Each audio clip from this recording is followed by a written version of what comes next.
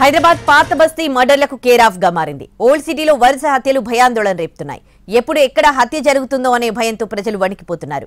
2 రోజుల వ్యవధిలోనే ఏకంగా 7 హత్యలు, 2 హత్యాయత్నాలు జరిగాయి.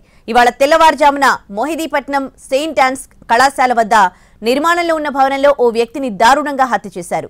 డెడ్ బాడీని ఉస్మానియా మార్చురికి తరలించారు. ఇక నిన్న అర్ధరాత్రి మరో యువకుడిని చంపేశారు. ఓల్డ్ సిటీలోని నవాబ్ సాబ్ కుంట అచ్చిరెడ్డి నగర్లో ఈ దారుణం జరిగింది.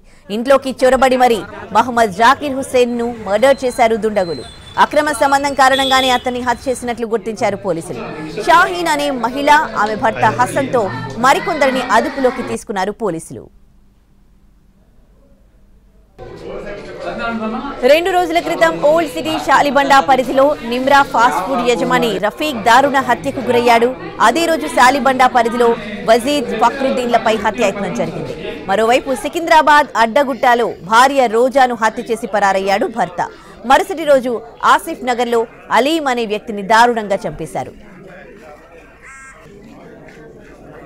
అటు కాచిగూడ పరిధిలో హిజార్ అనే వ్యక్తిని హత్య చేశారు దుండగులు. సనత్ నగర్ పరిధి భరత్ నగర్ లో అజార్ అనే వ్యక్తిని మర్డర్ చేశారు. మరోవైపు 2 వారాల క్రితం బాలాపూర్ లో ముబారక్ సిగార్ అనే వ్యక్తిని వెంటాడి చంపడం కలకలం రేపింది.